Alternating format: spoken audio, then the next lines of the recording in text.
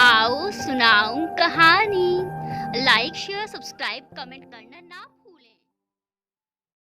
आप देख रहे हैं कुछ तो लोग कहेंगे एपिसोड 3 समझने के लिए एपिसोड 2 ज़रूर देखें, जिसका लिंक नीचे डिस्क्रिप्शन बॉक्स में मेंशन है। फिर तो पता नहीं कभी मिलने का मौका मिले ना मिले, कभी ज़िंदगी में आमने सामने होंगे भी या नहीं। श्रद्धा मुझे भूल जाएगी, लेकिन मैं श्रद्धा को कभी भूल नहीं पाऊंगा। एक बार, सिर्फ एक बार गले लगाना चाहता हूँ। युवराज ने सोचकर एक कदम बढ़ाया ही कि श्रद्धा पीछे से ही युवराज के गले लग गई। युवराज ने उसका हाथ पकड़कर अपनी तरफ किया और गले लगा लिया। वो रोने लगी। युवराज का भी दिल किया कि आज उसके साथ मैं भी अपने आंसू बहा दूं। इतने दिन साथ रहे, इतना लगाव, इतना प्यार, लेकिन युवराज खुद को कमज़ोर नहीं करना चाहते थे। युवराज ने श्रद्धा के सिर को सहलाकर दोनों हाथों से उसका चेहरा पकड़ के कहा, श्रद्धा, मैं तुम्हें कहीं दूर नहीं भेज रहा हूँ। मैं दूर रहकर भी हमेशा तुम्हारे पास ही रहूँगा। तुम्हें कभी यहाँ आना हो या मुझसे बात करनी हो तो तुम जब चाहे कर सकती हो। इस विला में भी तुम जब चाहे आ सकती हो। आज से इस विला के बाहर तुम्हें एक नई जिंदगी की शुरुआत करनी है। तुम्हें कॉलेज जाते हुए कितने महीने हो गए हैं, आज भी तुम वैसा ही समझो। अब खुद को बदलना सीखो, अपने अंदर का आत्मविश्वास जगाओ और देखो यह दुनिया कितनी सुंदर है। अपने अच्छे दोस्त बनाओ, तुम्हें किसी की कमी महसूस नहीं होगी। तुम्हें अच्छे दोस्त मिलेंगे जो तुम्हारे हम उम्र होंगे।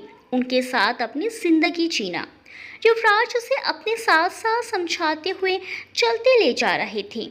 उन्होंने उसका हाथ पकड़कर गाड़ी में बैठा दिया और खुद भी गाड़ी में बैठकर गाड़ी चलाने लगे। गाड़ी में बैठकर श्रद्धा युवराज को घूर घूर के देख रही थी। युवराज की नज़रें सामने थी, लेकिन उन्हें पता था कि श्रद्धा उन्हें ही देख रही है। युवराज ने माहौल को हल्का करने के लिए ऐसे ही श्रद्धा से कह दिया, मुझे घूर कर क्यों देख रही हो? कच्चा खा जाने का इरादा है?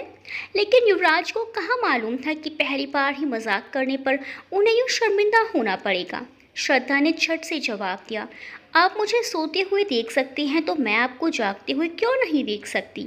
युवराज ने उसकी बात सुनकर नजरें दूसरी तरफ घुमा ली, जैसे किसी की चोरी पकड़ी गई हो।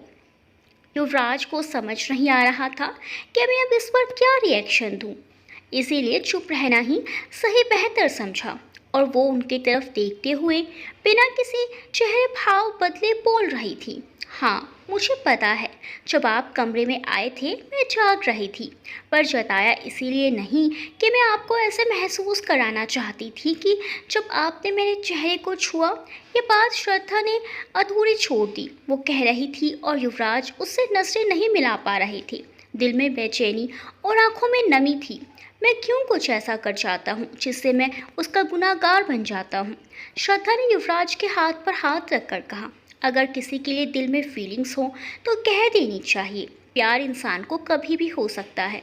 हाँ, ये तब अलग होता अगर मीरा जी जिंदा होती और उम्र के प्यार का कोई लेना देना नहीं होता। हर दिल में जैसी फीलिंग्स होती हैं और आपके दिल की फीलिंग्स को मैंने कई बार महसूस किया है, पर आप नहीं मानना चाहते हैं। मैं किसी भी तरह से आपको मजबूर नहीं करना चाहती।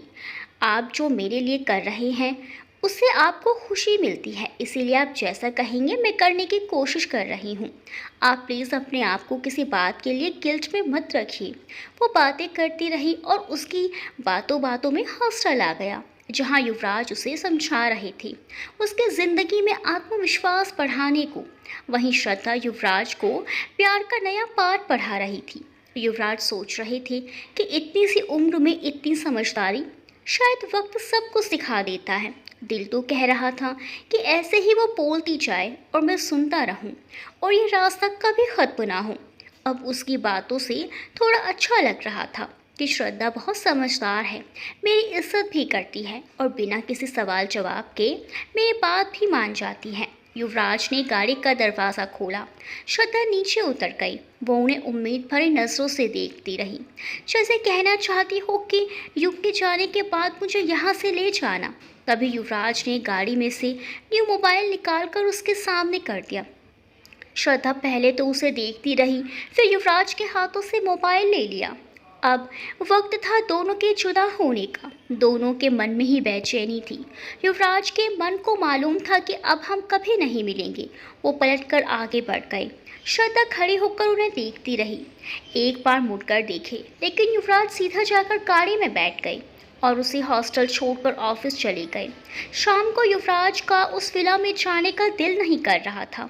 सुबह के बाद से तो कुछ खाने को मन भी नहीं किया। विला जाता था तो अब तो विला घर लगता था। चाहे बातें कम ही होती थी, पर दिल में सुकून आने लगा था। श्रद्धा का चेहरा देखकर कितनी रौनक सी आ गई थी उस उजाड़ विला में। लेकिन अब फिर से वो ही खाली वीरान विला, मैं और मेरी तन्हाई। वो विला कभी इतना खाली नहीं लगता था। मॉम, डैड, मीरा, फिर बच्चों के जाने के बाद भी अकेले ही थे युवराज। लेकिन आज का अकेलापन तो युवराज को खाने को दौड़ रहा था। समुद्र के किनारे बैठे युवराज जैसे समुद्र खामोशी के साथ एक किनारे को अपने अंदर के तूफान में दबाने की कोशिश कर रहा था, वैसे ही युवराज का हाल था। रात के 9 बज रही थी शायद। जब प्यार होता है, कहाँ दिन कहाँ रात का होश रहता है। फ़ोन बजा, तब ध्यान टूटा। फ़ोन देखा तो श्रद्धा का था। युवराज ने फ़ोन पिक किया, लेकिन बोले कुछ नहीं। उधर से श्रद्धा बोली, हेलो। उसने 2-3 बार आवाज़ दी, मगर युवराज की आवाज़ से नहीं निकल रही थी। कुछ डर भी था इस वक्त युवराज को कि मेरी आवाज़ से वो मेरे दिल का अंदाज़ा लगा लेगी। लेकिन युवराज के कुछ ना कहने से भी वो समझ रही थी। उसने फिर कहा, आपने तो मेरे जाते ही मुझे भुला दिया। एक बार भी फ़ोन करके नहीं पूछा कि हॉस्टल कैसा लगा, रूममेट कैसी है। युवराज उसकी बात सुन रहे थे, लेकिन अपनी कोई बात नहीं कह पा रही थी। युवराज खुद को कमज़ोर पा रहे थे। उन्होंने धीरे से कहा कि श्रद्धा ने सीधे ही सवाल किया, अभी तक घर क्यों नहीं गए? अगर ऐसा ही करना था तो क्यों कर रहे हैं? इससे पहले वो कुछ और कहते, युवराज ने सुबह बात करने को कह के फ़ोन कट कर दिया और उठकर घर चल दिए। आखिर फैसला तो युवराज का ही था, तो ऐसा करके हासिल भी क्या होगा? श्रद्धा तो जब युवराज कहते वो उनके साथ होती। उसने अपने प्यार का इजहार भी कर दिया था। फिर किस बात का दुख है? वो तुझसे दूर नहीं गई, तूने खुद उसे अपने से दूर किया है। अब किया है तो उसे और खुद को कमज़ोर मत करो। युवराज, वो इस उम्र में शायद कुछ सोच समझ कर नहीं पाई, पर तू सब समझता है। कल वो इस बात के लिए तुझे कभी माफ़ नहीं करेगी। युवराज का दिमाग युवराज के दिल को समझाकर मजबूत कर रहा था। वो समुद्र किनारे से उठे और दिल में हजार अरमान दबाए पोछल कदमों से विला की ओर चल दिए और बिना कुछ खाए पिए ऐसे ही बिस्तर पर लेटकर सो गए।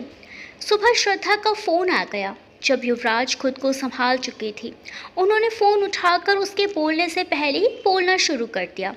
श्रद्धा, कैसी हो? अब बताओ कि सब कैसा है? हॉस्टल और तुम्हारी रूममेट? श्रद्धा सोचने लगी, रात में ऐसा क्या हुआ जो एक ही सांस में बोल रहे हैं, बिना हेलो के ही।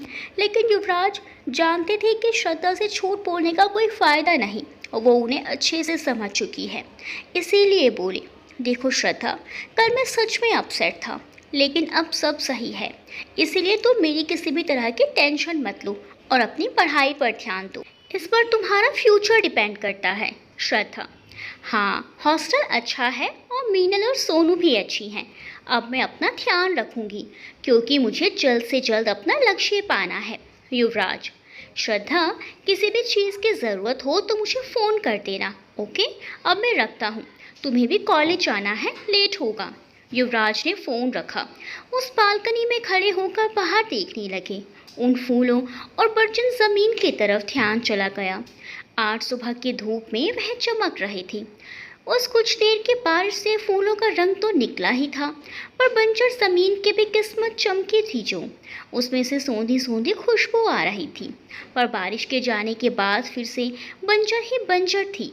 उसे देखकर युवराज को लगा कि श्रद्धा भी बारिश की तरह आई और कितनी ताजगी से भर गया था मैं। और आज उसके जाने के बाद फिर वही अधूरापन। सोचने के बाद नाश्ता करके ऑफिस निकल पड़े। एक हफ्ता ऐसे ही गुजर गया। श्रद्धा से सुबह शाम बात हो जाती। रात को युवराज ने उसको बताया, युग और तानिया कल सुबह आ जाएंगे, इसीलिए कुछ दिनों तक फ़ोन ना करें। जब फ्री हो जाऊंगा तो मैं ही फ़ोन कर दूंगा। श्रद्धा उदासी में बोली, प्लीज़ जब भी फ्री हो तो एक फ़ोन कर लीजिएगा, चाहे 2 मिनट के लिए ही सही। युवराज ने कहा ठीक है, कहकर फ़ोन काट दिया। पता था कि वह और बात करते ही रोने लगेगी। एक हफ्ते में एक दिन पे ऐसा नहीं था कि श्रद्धा ने फ़ोन नहीं किया, नाश्ता किया या नहीं, खाना खाया या नहीं। दयाल अंकल के बाद पूरा ध्यान श्रद्धा ने ही रखा हुआ था युवराज का। युवराज के पास सब कुछ था, दौलत, शोहरत, रुतबा, नौकरों की भी कमी नहीं थी। युवराज के सब काम टाइम से हो जाते थे। लेकिन दयाल अंकल के बाद श्रद्धा ने जैसे उनका ख्याल रखा, ऐसे तो सिर्फ एक माँ या बीवी ही रख सकती है।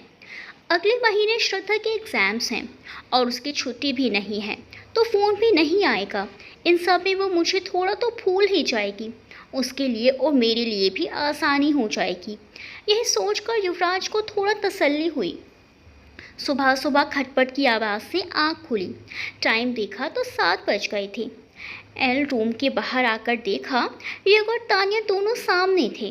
दोनों ने उनके पैर छुए गले लग गए। सब काउच पर बैठ गए। युग युवराज के पास आकर बैठ गया। युवराज ने हैरानी से पूछा, तुम्हारी तो दोपहर की फ्लाइट थी युग? युग, यस डैड, लेकिन मैं आपको सरप्राइज़ देना चाहता था, पर इस तानिया की बच्ची ने सब खराब कर दिया।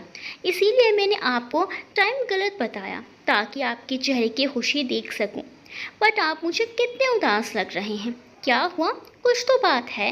क्या हुआ डैड? राज ने भगवान को मन में थैंक्स कहा। नहीं तो आज तो पता नहीं कौन सरप्राइज होता। युवराज ने उसका हाथ पकड़ा और कहा, पागल है, मैं क्यों उदास होऊंगा? बस अभी अभी उठा हूँ, इसीलिए ऐसा लग रहा हूँ।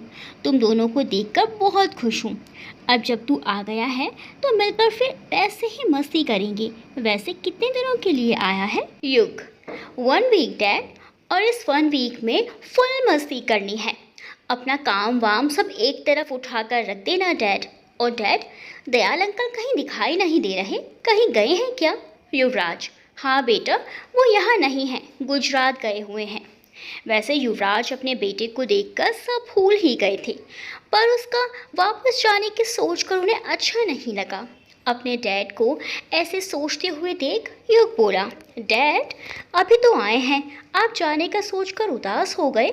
युवराज, कुछ नहीं सोचा मैंने, चलो मैं तुम लोगों के लिए केशव से नाश्ता बनवाता हूँ। तुम दोनों रेस्ट कर लो, फ्लाइट से काफ़ी थक गए होंगे तुम। युवराज ने कमरे से श्रद्धा की सारी चीज़ें ऑलमोस्ट हटा दी थी। कमरा पहले की तरह कर दिया ताकि युग को कुछ अलग ना लगे, क्योंकि युग और रिया जब भी आते थे उसी रूम में रहते थे। शादी के बाद दोनों कभी साथ आए ही नहीं। नाश्ता करते हुए युग ने कहा, डैड, हम लोग आज घूमने चलेंगे। आज से 1 वीक तक आप हर पल हमारे साथ ही रहेंगे। प्लीज़, नो ऑफिस नो काम। युवराज, युग अभी तो बच्चों जैसे जिद करता है। और बता, तेरा काम कैसा चल रहा है? युवराज ने तानिया की तरफ देखते हुए पूछा। तानिया, तुम्हें तंग तो नहीं करता है ना युग? अगर करे तो मुझे बताना, मैं इसके ऐसे कान खींचूंगा कि 1 मिनट में सीधा हो जाएगा। तानिया, नहीं dad, he loves me and I am so lucky कि युग मेरा लाइफ पार्टनर है। युवराज, मुझे खुशी हुई कि तुम दोनों अपनी ज़िंदगी में खुश हो। युवराज ने तानिया के सिर पर हाथ रखकर कहा, खुश रहो, मेरा तो हो गया। अब तैयार हो जाओ, तभी कहीं घूमने जा पाएंगे। वो सब पहले मंदिर गए, फिर झील गए। वहाँ दोनों ने बहुत मस्ती की, बिल्कुल बच्चों की तरह। उन्हें देख युवराज भी उनके जैसे ही हो गए थे। युवराज फिर से युग का बचपन जी रहे थे। रात को थक कर घर आ गए। टाइम देखा तो 10 बज रहे थे। गुड नाइट बोलकर युवराज अपने कमरे में आ गए। सोच रहे थे कि श्रद्धा मेरे कॉल का वेट कर रही होगी, पर काफ़ी लेट हो गया है, कहीं सो ना गई हो, डिस्टर्ब हो जाएगी। लेकिन बिना बात किए वो कभी सोई नहीं। युवराज का दिल नहीं माना तो फ़ोन लगा दिया। अभी एक ही रिंग बची थी कि श्रद्धा ने झट से फ़ोन पिक कर लिया, जैसे इंतज़ार में ही बैठी थी। युवराज ने हेलो बोला, पर उधर से कोई जवाब नहीं आया। युवराज समझ गए कि श्रद्धा नाराज़ है। युवराज ने उसे मनाने के लिए सॉरी बोला, सॉरी श्रद्धा, मैंने बताया तो था कि मैं बात नहीं कर पाऊँगा। युग बहुत ही अटैच है मुझसे, तो अब आया है तो 1 हफ्ते के लिए मुझे अकेला नहीं छोड़ेगा, इसीलिए प्लीज़ नाराज़ मत होना। युग के जाने के बाद मैं तुम्हें लंच पे लेकर जाऊंगा। अब तो खुश? श्रद्धा, सच में आप लेकर जाएंगे? उसने अपना गुस्सा भूलकर खुश होकर कहा। युवराज उसके भोलेपन पर मुस्कुरा पड़े। युवराज, हाँ सच में पक्का। शायद युग के साथ युवराज भी बच्चे बन गए थे। थोड़ी देर श्रद्धा से बात की, फिर लेट गए। थके होने की वजह से नींद जल्दी आ गई। वो सब रोज़ ऐसे ही घूमने निकल जाते थे। 28 जनवरी की रात जब वो घूम कर आए तो जब विला के अंदर एंटर किए और हॉल में पहुंचे तो देखा पूरा हॉल सजा हुआ था। थोड़े आस पड़ोस और ऑफिस के लोग और सब सर्वेंट्स थे। युवराज का जन्मदिन था और आज युवराज को याद भी नहीं था। युवराज तो हक्के बक्के रह गए। तभी उन सबके पीछे से रिया निकल कर आ गई। हैप्पी बर्थडे बोलते हुए युवराज के गले लग गई। युवराज हैरान तो बहुत थे मगर खुश भी बहुत हुए। पिछले साल अपना जन्मदिन दयाल अंकल के साथ अकेले ही मनाया था। आज युवराज भूल ही गए थे। शादी के बाद दोनों काम में इतने बिजी हो गए कि युवराज के जन्मदिन पर आने का टाइम ही नहीं मिला। बस फ़ोन पर ही विश कर देते थे। लेकिन आज बच्चों की तरह दोनों युवराज को लिपट गए तो युवराज काफ़ी इमोशनल हो गए। लेकिन दोनों ने युवराज को संभाल लिया। बर्थडे सेलिब्रेट कर सीधे धीरे धीरे सब लोग चले गए। युवराज ने युग और रिया की ओर देखा और पूछा, ये सब कैसे किया तुम लोगों ने? रिया, आई एम सॉरी डैड, पिछले साल हम आ नहीं पाए थे। आपने अकेले ही अपना जन्मदिन बनाया। आप हमारे पास आते नहीं और हम अपने काम की वजह से आ नहीं पाते। पहले हमेशा हम एक दूसरे का जन्मदिन साथ मनाते थे, पर अब बीच में युग बोल पड़ा। इसीलिए रिया और मैंने ये प्लान किया कि अब से सब साथ मिलकर आपका जन्मदिन मनाया करेंगे। दोनों युवराज के घुटनों पर सर रखकर नीचे फर्श पर बैठ गए। आपको कैसा लगा डैड ये सब? युवराज की आंखों से आंसू निकल आए। उन्होंने दोनों को अपने गले लगा लिया। आज इतने दिनों का खालीपन भरा सा लग रहा था। आज मेरा ये विला घर सा लग रहा था। युवराज को आज एहसास हुआ कि नई शादी नई शुरुआत थी तो बिजी ज़रूर हुए पर मुझे भूले नहीं। युवराज, आज का दिन कभी नहीं भूलूंगा। आज पुरानी यादें याद आ गई। रिया, यस डैड, आज कोई नहीं सोएगा क्योंकि मुझे छुट्टी नहीं मिली। कल शाम ही वापस जाना है। युवराज, रोहन नहीं आया? रोहन रिया का हस्बैंड। रिया, नहीं डैड, मुझे ही बड़ी मुश्किल से एक दिन की छुट्टी मिली है। उसे नहीं मिली। इतने में रोहन का कॉल आ गया।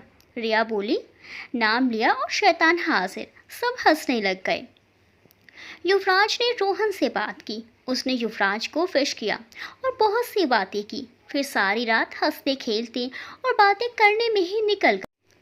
सुबह उठकर युवराज लॉन में आए और जब वापस अंदर गए तो दरवाजे से तीनों को एक साथ देखकर दिल में आया, काश श्रद्धा भी यहाँ होती।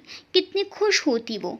प्यार के लिए, परिवार के लिए कितना तरसती है वो। फिर युवराज ने यह सोचकर सिर झटक दिया, शायद कुछ ज़्यादा ही सोच रहा हूँ मैं। शाम तक के टाइम का पता ही नहीं चला। रिया के जाने का टाइम भी आ गया। रिया सबसे गले मिलकर नम आँखों से सबको बाय बोल कर निकल गई। कुछ अच्छी यादें और जुड़ गई। युवराज जानते थे कि 2 दिन में युग भी वापस चला जाएगा। फिर से मैं अकेला रह जाऊंगा। उन्होंने सोचा, मैं पहले भी कभी कमज़ोर नहीं पड़ा, न आज पड़ूंगा। मैं खुद को इन दोनों की कमज़ोरी नहीं बना सकता हूँ। रिया के जाने के बाद दूसरे दिन युग और युवराज नाश्ता करने टेबल पर बैठे। उस दिन तान्या किचन में अपने हाथों से सबके लिए नाश्ता बना रही थी। वो दोनों उससे पहले ही टेबल पर बैठकर बातें कर रहे थे। युग, डैड, आपसे एक बात पूछनी थी। युवराज, ऐसी कौन सी बात है जो तुम्हें कहनी नहीं पूछनी पड़ रही है? जिस बात का अंदाज़ा भी ना हो कभी कभी वो भी हो जाता है। युग, डैड, ये श्रद्धा कौन है?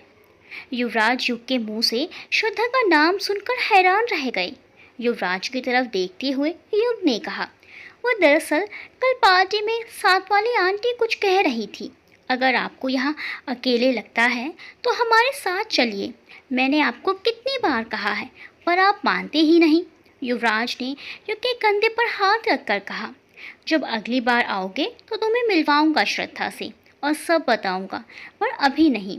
और ये विला ही अब मेरे जीने का सहारा है। चाहे तुम यहाँ कभी कभी आते हो, पर यहाँ ऐसी बहुत सी चीज़ें हैं जिन्हें मैं छोड़ नहीं सकता। और तुम्हारा बाप अभी बूढ़ा नहीं हुआ है कि अभी से सहारे की ज़रूरत पड़े। युग: आई नो डैड, इस समय आपको किसी सहारे की नहीं, साथ की ज़रूरत है। क्या हम सब आपका साथ नहीं दे सकते? युवराज: मैं ठीक हूँ युग, अभी तुम अपना ध्यान करियर और तानिया पर दो, अभी काफ़ी वक्त है इन सब बातों में। युवराज ने थोड़ा हंसकर कहा, पर उनके मन में बेचैनी सी हो गई कि मुझे श्रद्धा के बारे में उससे बात करनी चाहिए कि कहीं कुछ गलत ना समझ बैठे, लेकिन शायद मैं अभी कुछ समझ भी नहीं पाऊंगा उसे। युवराज मन में सोच कर ही रह गए। ऐसे ही 2 दिन बाद युग और तान्या भी वापस चले गए। फिर सब अपनी अपनी दुनिया में गुम हो गए। पर युवराज को याद था कि 4-5 दिन से उनकी और श्रद्धा की बात तक नहीं हुई, और आज लंच का वादा किया था उससे। युवराज ने श्रद्धा को कॉल की तो उसने झट से उठा लिया। पहले तो खामोश रही। युवराज उससे बात करना चाहते थे, लेकिन पता नहीं क्यों कुछ कहा नहीं जा रहा था। श्रद्धा ही बोल पड़ी, आज याद आई है मेरी? हाँ, शायद सब चले गए होंगे। युवराज को उसकी बात कम सताना ज़्यादा लगा। फिर भी युवराज ने उसे ना कोई सफाई दी, ना ही इस बारे में बात की। सीधा लंच के लिए पूछ लिया। वो बड़ी नरमी से बोली, मैंने सोचा कि शायद आप भूल गए होंगे। युवराज: नहीं, भूला नहीं हूँ। कॉलेज के बाद तुम्हें पिक करूँगा, ठीक है? जब युवराज उसके कॉलेज के बाहर पिक करने गए तो देखा वो किसी लड़के के साथ बातें कर रही थी। उसके चेहरे पर अजीब से भाव थे। युवराज को अजीब सा लगा, जबकि युवराज खुद चाहते थे कि वो खुलकर जिए और उसकी ज़िंदगी में कोई आए जो उसकी उदास से ज़िंदगी में इतनी खुशियाँ लेकर आए कि वो संभालते संभालते थक जाए, पर खुशियाँ कम ना हो। लेकिन उसका चेहरा उतरा हुआ था। शायद दोनों में कुछ बात हो गई हो। उनके बीच की बात है। अच्छा ही है कि वो बाहर अपने हमउम्र के साथ सुख दुख बांटना सीख रही है। श्रद्धा की नज़र जैसे ही युवराज पर गई, वो भागती हुई युवराज के पास आ गई। लेकिन उनका तो कोई लफ्ज़ों का रिश्ता था ही नहीं, इसीलिए ना वो युवराज के करीब आ सकती थी और ना ही युवराज उसके। बस थी तो खामोशी, क्योंकि इतने दिनों बाद मिले तो क्या बात करते दोनों एक दूसरे से, कुछ समझ में नहीं आ रहा था दोनों के। फ़ोन पर भी ज़्यादा खामोशियों में ही बात होती है, और जब बढ़ जाते थे तो फ़ोन कट कर देते थे। पर यहाँ वो एक दूसरे के सामने थे, लेकिन कभी कभी खामोशियाँ सब कह देती हैं। अभी युवराज श्रद्धा को देखकर अपनी सोच में थे कि श्रद्धा के पीछे से आकर उस लड़के ने श्रद्धा के कंधे पर हाथ रख दिया। युवराज ने एकदम से नजरें दूसरी तरफ कर ली, जिसे शायद श्रद्धा ने देख लिया। फिर उसे युवराज को मिलवाते हुए बोली, ये हमारी ज़िंदगी के भगवान हैं, और ये है मिस्टर नितिन, मेरे कॉलेज में ही पढ़ते हैं। श्रद्धा की आवाज़ में एक दर्द था। वो युवराज को बड़ी हैरानी से देख रहा था। युवराज को लगा शायद श्रद्धा ने उनका नाम बताने के बजाय अपनी ज़िंदगी का भगवान कहा। पर जब से युवराज ने श्रद्धा को टोका था, उसने कभी दोबारा युवराज का नाम नहीं लिया। जब भी बात करती तो जी कहकर बात शुरू होती और ख़त्म भी जी पर ही होती थी। इसीलिए युवराज ने ही थोड़े सकुचाते हुए अपना हाथ आगे बढ़ा दिया। I am Yuvraj Singh Rathore. उसने कुछ सोचते हुए हाथ मिलाया। जी, मैं नितिन, श्रद्धा के साथ पढ़ता हूँ। उसने दोबारा अपना नाम बताया। आप शायद श्रद्धा को लेने आए हैं। युवराज ने सिर्फ यस ही कहा। देखा तो श्रद्धा पहले ही गाड़ी में बैठ चुकी थी। जब से श्रद्धा हॉस्टल गई थी वो पहली बार आमने सामने थी। फ़ोन पर बात करते थे, पर आज कुछ अच्छा नहीं लग रहा था। कुछ समझ नहीं आ रहा था। गाड़ी एक होटल के सामने रोकी। अंदर जाकर एक टेबल पर बैठे, पर बात क्या करूं? युवराज सोच रहे थे कि नितिन के बारे में पूछूं तो युवराज ने पूछ ही लिया। वो नितिन क्या बात कर रहा था तुमसे? श्रद्धा: जी, वो बस नोट्स के लिए कुछ पूछ रहा था। श्रद्धा की आवाज़ थोड़ी हल्की सी लगी, जैसे वो नितिन के बारे में बात ना करना चाहती हो। युवराज ने ज़्यादा ध्यान नहीं दिया। उन्होंने खाना खाया और थोड़ी देर युवराज ऐसे ही खामोश उसे देखते रहे। फिर उसे हॉस्टल छोड़कर घर वापस आ गई, लेकिन दिल नहीं था उसे छोड़कर आने का। पर रोकते भी तो क्या कहकर। सबके जाने के बाद खुद को फिर से अकेला महसूस कर रहे थे। कुछ दिन तक काम में भी मन नहीं लगा। कई केस पेंडिंग में पड़े हुए थे। युग और रिया से भी फ़ोन पर ही बात हो जाती थी। श्रद्धा भी फ़ोन पर बदली बदली सी लगती थी। युवराज को लगा शायद जो सोच रहा था वो ठीक ही तो है। अब श्रद्धा थोड़ी बदली बदली सी भी लगती थी। धीरे धीरे ही सही, जिंदगी की गाड़ी आगे बढ़ रही थी। श्रद्धा में डर पहले ही नहीं था। यह अब नहीं है, क्योंकि जब वो दूसरों के साथ होती है तो ठीक से बात करती, पर जब युवराज के साथ अकेले होती तो वो बेचैन सी लगती, जैसे अभी कुछ पूछना चाहती हो, कह ना पा रही हो। शायद यही युवराज को अपनी तरफ खींच रहा था। वो अपने दोस्तों के साथ जब भी घूमने जाती या मूवी जाती, हमेशा युवराज को साथ आने को कहती, पर युवराज कभी गए ही नहीं। काम का प्रेशर ही इतना था कि मूवी का तो सवाल ही नहीं था। और वैसे भी युवराज उससे दूर ही रहना चाहते थे। अब श्रद्धा के कॉलेज के 2-3 महीने ही रह गए थे। उसके बाद उसका अपना फैसला होगा कि वो आगे और पढ़ना चाहती है या जॉब करना चाहती है। युवराज ने सोचा था कि इसके बाद वो जो मर्जी वो करे। हर बार सोचा पूरा नहीं होता। एक रात श्रद्धा का फ़ोन आया। उसने बताया नितिन ने घूमने का प्रोग्राम बनाया है, फिर एग्ज़ाम की तैयारी शुरू हो जाएगी, तो इस बार आप ज़रूर आओगे। अगर कल आप नहीं आए तो फिर मैं भी नितिन को मना कर दूंगी। आप चलेंगे तो ही मैं जाऊंगी। युवराज ने उसे समझाने की कोशिश की कि मैं उसको दोस्तों के बीच क्या करूँगा, पर आज तो वो मान ही नहीं रही थी। थोड़ी खामोशी के बाद फ़ोन काट दिया। युवराज को अच्छा नहीं लगता, पर वे उससे नहीं बताना चाहते थे कि अब भी उसके लिए उनके दिल में कुछ भी है। लेकिन उस दिन मजबूर होकर युवराज को जाना ही पड़ा। इसीलिए ऑफिस ना जाकर युवराज श्रद्धा और नितिन के पास चले गए। जब युवराज ने नितिन को देखा तो उसके चेहरे से लगा कि उसे कुछ खास अच्छा नहीं लगा, पर श्रद्धा का चेहरा तो खिल गया था। वो बहुत खुश हो गई। आज दूसरी बार था, 2 साल बाद युवराज उसके साथ कहीं बाहर जा रहे थे। तीनों ही थे। युवराज ने अपनी गाड़ी से जाने के लिए कहा। वो झील के पास गई। काफ़ी देर ऐसे ही घूमते रहे। नितिन श्रद्धा को हंसाने के लिए कभी कुछ करता, कभी जोक सुनाता या फिर कॉलेज की बातें करती। नितिन के हंसने की आवाज़ आती, लेकिन श्रद्धा बस मुस्कुरा जाती। जब वो युवराज की तरफ देखते तो वो नजरें को दूसरी तरफ कर लेती। युवराज जानते थे कि वो उनकी नज़र पढ़ लेगी, पर इस बार युवराज कोई मौका नहीं देना चाहते थे। वे कोशिश कर रहे थे कि उनसे थोड़ी दूर ही रहे, ताकि उनमें अच्छे से दोस्ती हो जाए। कुछ देर बाद होटल में खाना खाने गए तो युवराज को कॉल आ गई। फ़ोन तानिया का था। बता रही थी कि अब की बार चारों एक साथ आने वाले हैं। जैसे ही छुट्टियां मिलती हैं तो फाइनल डेट बताएगी। उसकी बात सुनकर युवराज के चेहरे पर मुस्कुराहट आ गई, क्योंकि काफ़ी समय से सबने एक साथ वक्त नहीं बिताया। कभी रिया आती तो कभी युग, और इस बार दोनों साथ आए तो बस 1-2 दिन के लिए। युवराज ने उनके आने की खबर नितिन के सामने श्रद्धा को दी। नितिन ने सुना तो समझने की कोशिश के लिए पूछने लगा कि आपके, तो युवराज ने उसके बात काट कर कहा, मेरा एक बेटा एक बेटी है। दोनों काम के लिए इंडिया से बाहर रहते हैं, कभी कभी मिलने आ जाते हैं। श्रद्धा ने एकदम से वापस जाने के लिए कहा तो युवराज ने श्रद्धा को हॉस्टल छोड़ा। नितिन भी वहीं पर उतर गया। युवराज ने उसे कहा कि घर छोड़ देता हूँ, पर वो कोई काम का कहकर चला गया।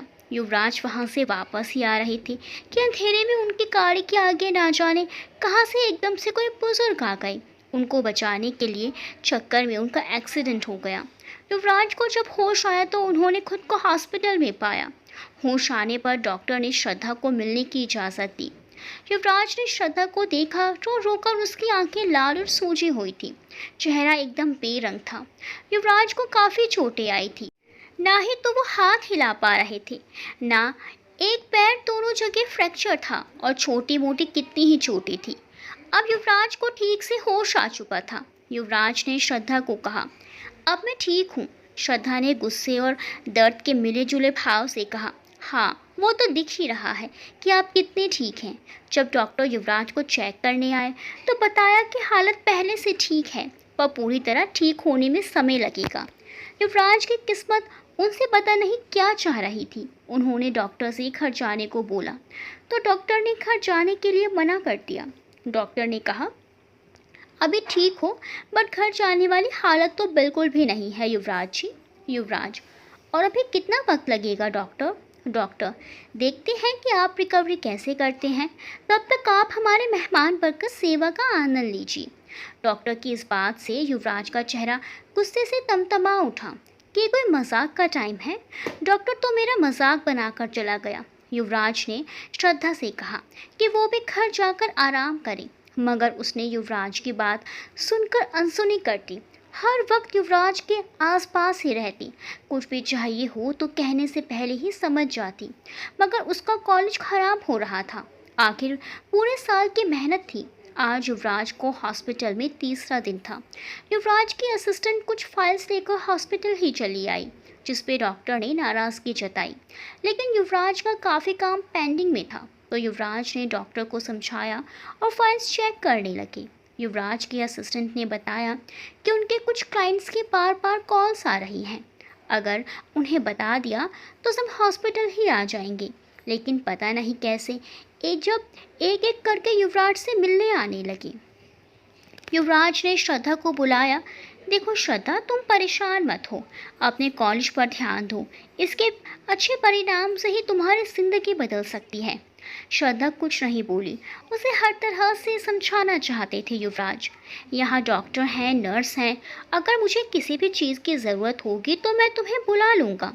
श्रद्धा ने युवराज की तरफ गुस्से से देखा, फिर बोली, आप खुद को समझते क्या है और मुझे क्या समझ रखा है आपने?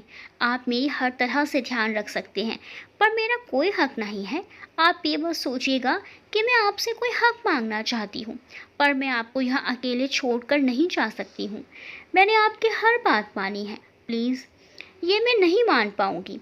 आपका ऑफिस या आपका कोर्ट नहीं है, ये हॉस्पिटल है, और आप मुझे किसी भी तरह से मजबूर नहीं करेंगे। और अगर आपने फिर भी कोशिश की तो मैं सच में एग्ज़ाम्स नहीं दूंगी। अब श्रद्धा धीमी आवाज़ में बोली, लेकिन आपका सपना भी टूटने नहीं दूंगी। मैंने नितिन से बात कर ली है और नितिन ने कॉलेज में सब संभाल लिया है। वो मुझे यहीं पर डेली के नोट्स दे देगा और जो हेल्प चाहिए वो भी कर देगा। इस बात पर आगे से कोई बात नहीं होगी। और वो कहकर कमरे से बाहर चली गई। युवराज सोचने लगे कि शायद उसे मेरी बात बुरी लगी, क्योंकि उसकी आंखों में आंसू थे जो वो छुपाने के लिए झट से बाहर चली गई। युवराज जितना उसे आंसू से दूर रखना चाहते थे, उतना ही आंसू से उसका रिश्ता बनता जा रहा था। पर युवराज कुछ करने की हालत में भी नहीं थे। शाम को नितिन आया तो उसकी आंखों में झिझक थी, शर्म थी। वो युवराज से नजरें नहीं मिला पा रहा था, क्योंकि उसने अखबार में पढ़ लिया था। युवराज सिंह राठौर से जब वो उस दिन मिला, उसे लगा था कि ये कोई बड़ी हस्ती है, लेकिन सही से पहचान नहीं पाया था। उसने डरते डरते युवराज का हाल चाल लिया और नजरें बचाकर श्रद्धा के पास चला गया। फिर दोनों बिजी हो गए, लेकिन पता नहीं युवराज को ऐसे लगता था कि नितिन युवराज को पसंद नहीं करता। अब युवराज बड़ी हस्ती थी तो हॉस्पिटल का रूम किसी होटल रूम से कम नहीं लगता था। युवराज के बेड के सामने ही सोफे टेबल थे और साइड में एक बड़ी सी खिड़की थी। श्रद्धा रोज वहीं उसी सोफे पर सो जाती। सुबह की रोशनी और रात की चांदनी उसके सोते हुए चेहरे पर पड़ती तो उसका चेहरा चमक जाता था। इतनी कशिश होती कि कोई भी उसकी तरफ खींचा चला जाए। युवराज जब उसे देखते तो दिल करता बस ये पल यहीं थम जाए। मन में सोचते, इसे देखकर फिर से जीने को दिल करता है। बस वो बोलती जाए और मैं उसे ऐसे ही देखता जाऊं। कितनी मासूम है। क्यों मेरा दिल मुझे कुछ कहना चाहता है? क्यों? आखिर क्यों ऐसे अरमान जाग जाते हैं जब वो मेरे सामने होती है? बस वो सोचते सोचते ही सो गई। एक दिन श्रद्धा ने कहा, आज 5 दिन हो गए हैं, युग और रिया को बता देना चाहिए। लेकिन युवराज ने मना कर दिया, क्योंकि पता नहीं अभी कितना समय और लगे और इतनी छुट्टियों से उनके काम में दिक्कत हो सकती है। फिर वो यहाँ से ना तो जा पाएंगे और ना ही रह पाएंगे, और वैसे भी अगले महीने तो वो आ ही रहे हैं। श्रद्धा युवराज की बात सुनकर खामोश हो गई। नितिन अब रोज आता, श्रद्धा को पढ़ाई के साथ हंसाने की कोशिश करता, ज़्यादा से ज़्यादा उसके करीब रहने की कोशिश करता, बातों बातों में उसे छूता तो युवराज को पता नहीं क्यों बुरा लगता। पर अब तो युवराज को भी लगने लगा जिस तरह से उसकी केयर करता है, साफ साफ पता चलता था कि उसके दिल में श्रद्धा को लेकर क्या है। और फिर ये दोनों तो दोस्त भी हैं, लेकिन श्रद्धा से तो न युवराज कुछ पूछ सकते थे और ना ही श्रद्धा ने खुद से उन्हें कुछ बताना चाहा। एक दिन नितिन और श्रद्धा बैठे पढ़ रहे थे, लेकिन नितिन का ध्यान पढ़ाई में कम और श्रद्धा पर ज़्यादा था। खिड़की से आती हवा से श्रद्धा के बाल उसके चेहरे को बार बार छू रहे थे, पर वो पढ़ने में इतनी खोई हुई थी कि उसे इसका ध्यान ही नहीं था। नितिन ने हाथ बढ़ाकर उसके बालों को कान के पीछे कर दिए। उसका इस तरह से श्रद्धा को छूना युवराज के सीने में चुभ रहा था। दिल में कुछ अजीब सी बेचैनी मच उठी थी युवराज की। श्रद्धा भी एकदम से सहम सी गई और एकदम से युवराज की तरफ देखने लगी। युवराज ने अपनी आंखें बंद कर ली, जैसे कुछ देखा ही नहीं, क्योंकि युवराज उसे असहज नहीं करना चाहते थे। श्रद्धा को लगा कि युवराज सो रहे हैं। अपनी ऐसी हरकत से और श्रद्धा के ऐसे रिएक्शन से नितिन भी थोड़ा नर्वस हो गया। श्रद्धा ने नाराज़गी सी दिखाते हुए उसे नोट्स के लिए थैंक्स कहा और जाने के लिए कह दिया। आज युवराज को हॉस्पिटल में पूरे 20 दिन हो गए थे। श्रद्धा को नितिन का फ़ोन आया तब से ही परेशान लग रही थी। युवराज ने पूछा, क्या बात है, पिछले 2 घंटे से परेशान लग रही हो, क्या बात है? श्रद्धा, कुछ नहीं, वो नितिन का फ़ोन आया था और वो युवराज, वो क्या? श्रद्धा, वो आज उसका जन्मदिन है, लंच पर पार्टी में बुला रहा है। युवराज, तो क्या हुआ, चले जाओ, दोस्त है तुम्हारा, अगर नहीं गए तो उसे बुरा लगेगा। और इतने दिनों में उसने जो मदद की उसका थैंक्स भी कहने का अच्छा मौका है। श्रद्धा, नहीं, पर मुझे पता नहीं क्यों जाने के लिए ठीक नहीं लग रहा, कुछ समझ नहीं आ रहा। युवराज, अरे वो कितने दिनों से तुम इस हॉस्पिटल से बाहर नहीं गई और बेमतलब मेरी टेंशन ले रही हो, और 2-3 घंटे की तो बात है ही, तुम्हारा थोड़ा मूड भी चेंज हो जाएगा। मेरी तो मजबूरी है, मेरी वजह से तुम भी बंद हो गई हो, और वैसे भी मुझे अब कुछ नहीं चाहिए और नर्स तो है ही। ऐसा करो, पहले हॉस्टल चली जाओ और फिर वहाँ से तैयार होकर जाओ। अभी दोनों बात ही कर रहे थे कि नितिन आ गया। मैं कम इन सर? युवराज, अरे आओ आओ। नितिन, हेलो सर, आप ठीक हैं? युवराज, अब तो पहले से काफ़ी बेहतर हूँ। युवराज, हैप्पी बर्थडे नितिन, आपने तो हमें बताया ही नहीं, पर हमें पता चल गया। नितिन, थैंक्स, बट आपको भी इनवाइट करता, पर आप इस समय। युवराज, अरे मैं तो बस मजाक कर रहा था, तो आप इंजॉय करिए, आज तो आपका दिन है, अच्छे से सेलिब्रेट करिए। नितिन, अब आपने कह दिया है तो आज मैं इसे अच्छे से ही सेलिब्रेट करूँगा, पर अगर आपकी इजाज़त हो तो श्रद्धा को ले जाऊँ? युवराज, हाँ हाँ बिल्कुल, आपकी दोस्त है। नितिन ने श्रद्धा से कहा, तो चलें श्रद्धा, अब तो आपके भगवान ने भी हाँ कर दी है। श्रद्धा मायूस होकर युवराज की तरफ देखने लगी। युवराज ने अपनी नज़रें फेर ली। कुछ देर में दोनों चले गए, लेकिन युवराज के दिल में बेचैनी सी हो रही थी। उन्होंने सोचा, शायद हर पल श्रद्धा को सामने देख देख कर आदत हो गई है। आज जब श्रद्धा नितिन के साथ गई तो बड़ी उदास थी और मैं उससे पूछ भी नहीं सकता था। इस हक से उसका दर्द पूछूं और बिना पूछे आखिर जो बात मुझे समझ ही नहीं आ रही उसे कैसे दूर करूं। श्रद्धा के बारे में सोचते हुए कितना टाइम निकल गया। अचानक नर्स आई तो खड़ी की तरफ नजर पड़ी। श्रद्धा को गए 3 घंटे हो गए थे और दिल और दिमाग में फिर से उस दिन वाला सीन घूम गया। नितिन का श्रद्धा के पास जाना और उसके चेहरे को छूना युवराज चाह कर भी उसे दिमाग से निकाल नहीं पा रहे थे, और युवराज खुद भी तो यही चाह रहे थे कि नितिन और श्रद्धा के बीच सब अच्छा हो जाए। बड़ी बेताबी से युवराज श्रद्धा का वेट कर रहे थे। रात होने से पहले श्रद्धा वापस आ गई।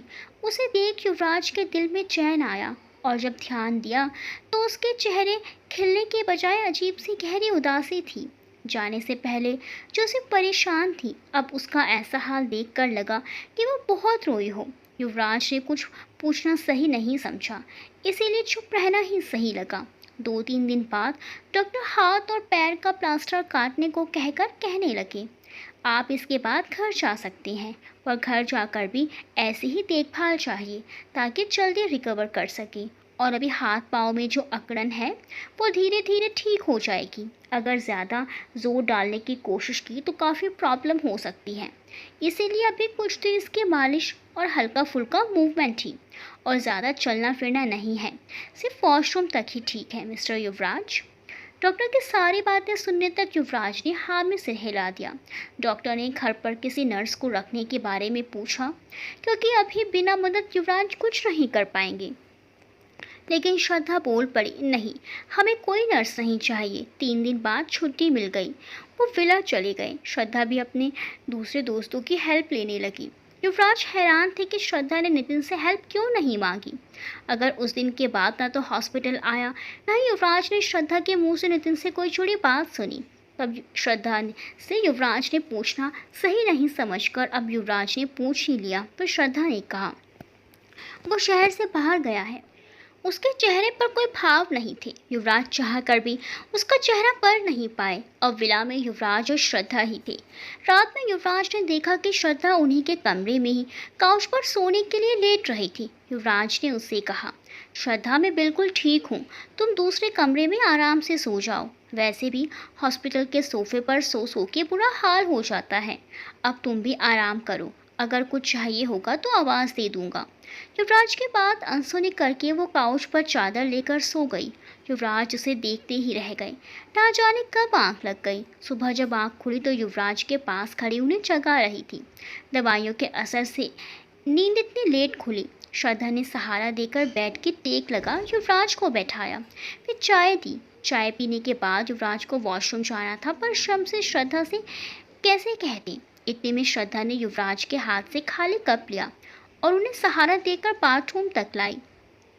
आज बड़े दिनों बाद युवराज को अपना बाथरूम यूज़ करके बड़ा अच्छा लग रहा था। अब युवराज नहाना चाहते थे। उन्होंने मदद के लिए केशव को बुलाना चाहा, क्योंकि कपड़े खुद नहीं उतार सकते थे। बाजू सरा भी ऊपर नीचे करने में दर्द शुरू हो रहा था। सोच रहे थे कि युग होता तो, लेकिन अंदर बाथरूम में फ़ोन भी साथ नहीं था। इसीलिए मुंह हाथ ही धोकर ऐसे ही दरवाज़ा खोला तो श्रद्धा बाहर ही खड़ी थी। उसने पूछा, क्या हुआ, नहा लेते।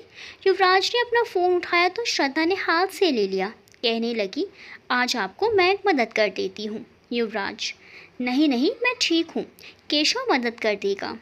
मगर वो नहीं मानी और युवराज के कपड़ों को जैसे ही उसने हाथ लगाया तो टू बी कंटिन्यूड। तो युवराज को श्रद्धा की मदद ले लेनी चाहिए या उसे खुद से दूर कर देना चाहिए? कमेंट बॉक्स में अपनी राय ज़रूर दीजिएगा। वीडियो को लाइक, शेयर और चैनल को सब्सक्राइब करना मत भूलिएगा। मिलते हैं अगली वीडियो में कहानी के अगले भाग के साथ। तब तक के लिए बाय बाय।